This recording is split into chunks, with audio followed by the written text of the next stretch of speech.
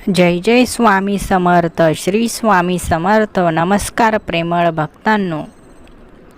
आपल्याला असं वाटतं की भगवंताने स्वतः आपल्याकडे यावे आणि आपलं आयुष्य भरभरून काढावं, खूप सुख समृद्धी आपल्या जीवनात द्यावी. परंतु लक्षात घ्या, जेव्हा भगवंत स्वतः येत नाहीत ना, तेव्हा ते आपले देवदूत आपल्यापर्यंत पाठवत असतात. आणि आपलं हेच चुकतं की आपण त्यांच्या देवदूतांना ओळखू शकत नाही. ते कधी आपल्या आयुष्यात मित्र म्हणून येतात, कधीकधी आपल्या आयुष्यात अनोळखी व्यक्ती म्हणून येतात, कधीकधी साधू संत म्हणून येतात, तर कधीकधी इतर कोणत्याही रूपामध्ये येतात. बाळांनो, लक्षात घ्या, देवाला प्रत्येकाच्या घरी जाणं शक्य नव्हतं. तेव्हा देवाने आईला बनवलं. आईच आपल्या घरामध्ये सर्वांचं पालन पोषण करत असते. कोणाला काय नको, काय हवं, सर्व बघत असते. आईसारखीच जर आपल्या जीवनात काळजी घेणारी दुसरी व्यक्ती असेल तर ते देवाचंच रूप आहे, हे विसरू नका. भगवंत जेव्हा प्रत्येक घरापर्यंत पोहोचू शकत नाही, तेव्हा ते असा काही चमत्कार करतात की प्रत्येकाचं आयुष्यात काही ना काही चांगलं घडतं. लक्षात घ्या, भगवंताने तुमची निवड चांगल्या गोष्टींसाठी केली आहे. त्यामुळे तुम्हाला फक्त चांगल्याच गोष्टी करायच्या आहे. वाईट गोष्टी करणारे वाईट गोष्टी करतच राहतील. परंतु आपण ज्ञानी आहोत, आपण भक्त आहोत, आपण धार्मिक मार्गावर चालणारे माणसं आहोत. आपल्याकडून तरी देवाला वाईट कामाची अपेक्षा नाही. सकारात्मकतेने जर कोणतंही काम केलं तर त्या कामाला भगवंताची जोड लाभत असते. परंतु नकारात्मकपणेच कामाची सुरुवात असेल तर ते काम अपूर्ण राहत असतं. म्हणून लक्षात घ्या, आयुष्यात कोणतंही काम करताना सकारात्मकपणे विचार करायला शिका. तुम्ही नक्कीच त्या कामाला चांगलं बनवू शकता. काम कसंही असू द्या, कोणतंही असू द्या, फक्त कोणाला त्रास असणारं नसावं. जर ते काम करून इतरांना त्रास होत असेल तर ते काम का करायचं? का असं काम करून दुसऱ्याला त्रास द्यायचा? ज्याने दुसऱ्याला त्रास होतो ते काम कधीच देवाला आवडत नाही. एक वेळ कुठलंही काम न केलेलं बरं, परंतु कोणाला त्रास होईल असं काम कधीच करू नका. भगवंताच्या या व्हिडिओसाठी तुमची निवड झाली आहे. आजचा हा व्हिडिओ शेवटपर्यंत बघा आणि कमेंट्स बॉक्समध्ये जय जय स्वामी समर्थ टाईप करा. हा व्हिडिओ फक्त आणि फक्त तुमच्या मनाला मनोबल देण्यासाठी आहे, ना की कुठली अंधश्रद्धा पसरवण्यासाठी आहे. कारण आपल्या चॅनलच्या माध्यमातून कधीच अंधश्रद्धा पसरवली जात नाही. आपल्या चॅनलच्या माध्यमातून फक्त देवाचं महत्त्व सांगितलं जातं. तुमचं तुटत चाललेलं आयुष्य जोडण्याचं काम चालू असतं. बाळांनो, लक्षात घ्या, भगवंत तुमच्यापर्यंत हा व्हिडिओ का पोचवत असतील याचाही एकदा विचार करून बघा. तुम्हाला तुमच्या सर्व प्रश्नांची उत्तरे आपोआप मिळून जातील. भगवंताची महती सांगितल्याने कधीच कुणाचं वाईट होत नाही. भगवंताचे आशीर्वाद घेतल्याने कधी कोणाचं वाईट होत नाही. भगवंताच्या आशीर्वादासाठी लोक गर्दी करत आहेत, परंतु प्रत्येकाला आशीर्वाद मिळत नाही. देवाच्या देवळात तर सर्वच जण जातात, परंतु प्रत्येकाला देव प्राप्त होतो का? तर नाही. अशा निवडक लोकांनाच ती संधी मिळते, जी संधी आज तुम्हाला मिळत आहे.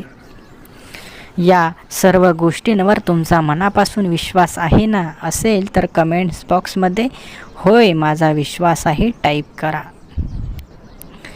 जे तुम्हाला अंधश्रद्धाळू उपाय करायला सांगतात किंवा तुमच्याकडे महागड्या वस्तूंची पैशांची मागणी करतात, ते खरे अंधश्रद्धा पसरवण्याचं काम करतात. हा उपाय केल्याने तुम्हाला एवढा पैसा मिळेल, तो उपाय केल्याने तुम्हाला एवढा पैसा मिळेल. हा उपाय एकदा करून बघा, तुम्हाला खूप जास्त पैसे मिळतील, खूप हे मिळेल ते मिळेल. बाळांनो, असं कधीच होत नाही. भगवंताने हे उपाय बनवलेच नाही. हे उपाय बनवले ते माणसाने, ते त्याच्या कामासाठी बनवले, त्याच्या गोष्टी भागवण्यासाठी बनवले. तुम्ही फक्त आपलं मन निर्मळ ठेवा, मनामध्ये देवाबद्दल विश्वास ठेवा आणि या विश्वासाचं आपल्या शक्तीमध्ये रूपांतर करा. तुम्हाला देवाची जोड नक्की लाभेल, तुम्हाला देवाची साथ नक्की लाभेल. तुम्ही जर अंधश्रद्धेच्या मार्गाने जात असाल तर भगवंतालाही हे कधीच आवडणार नाही, कारण भगवंताची भक्ती एवढी कमजोर नाही की त्याचा कोणीही फायदा घेऊ शकतो, त्याचा वापर करून घेऊ शकतो. खरोखर भगवंताची भक्ती करत आहात ना, मग या सर्व अंधश्रद्धेपासून लांब व्हा आणि भगवंताची निर्मळ मनाने प्रार्थना करा. बघा, तुम्हाला जीवनात अशी एक ऊर्जा मिळेल जी ऊर्जा तुम्ही कधीच यापूर्वी बघितली नसेल.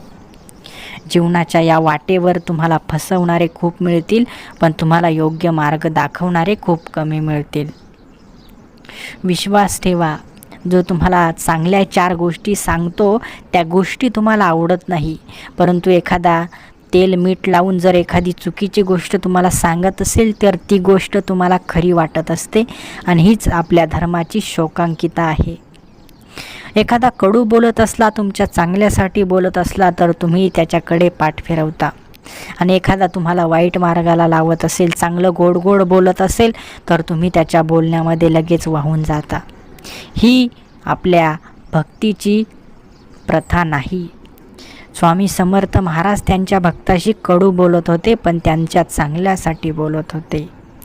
तुम्ही एकदा त्यांचं चरित्र वाचून बघा, तुम्हाला सर्व काही समजेल. मी एवढाही ज्ञानी नाही की तुम्हाला सर्व गोष्टी समजावून सांगू शकतो, परंतु ज्या 4 गोष्टींचं ज्ञान माझ्याकडे आहे, जे मला अनुभव आले आहे, त्याबद्दल मी तुमच्याशी नक्कीच चांगला संवाद साधू शकतो.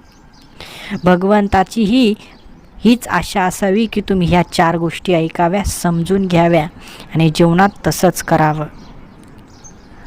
भगवंताच्या मनात जे असेल ते होईलच, तुमच्याही मनात असेल ते सर्व काही होईल. फक्त माझी एवढीच कळकळीची विनंती आहे की स्वतःची फसवणूक होऊ देऊ नका, चुकीच्या मार्गाला जाऊ नका. भगवंताने कधीच तुम्हाला चुकीच्या मार्गाने जाण्यासाठी सांगितलं नाही. भगवंताने तुम्हाला हेच सांगितलं की कष्ट करा, कष्ट केले तरच पैसा मिळेल, कष्ट केले तरच समृद्धी मिळेल, कष्टाशिवाय पर्याय नाही. हे कधीच खोटं ठरणार नाही. जो कष्ट करेल तोच पुढे जाईल, जो कष्ट न करता अंधश्रद्धाळू उपाय करेल तो कधीच पुढे जाऊ शकत नाही. प्रयत्न केले तरच शक्य आहे, प्रयत्न नाही केले तर सर्व अशक्य आहे. अशक्य ही शक्य करतील स्वामी. बाळांनो, याच गोष्टीचा वापर करून फक्त प्रयत्न करत राहा. जी गोष्ट अशक्य आहे ती सुद्धा शक्य होईल.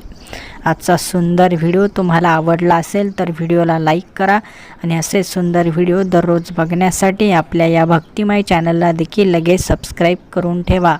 श्री स्वामी समर्थ. जय जय स्वामी समर्थ. धन्यवाद.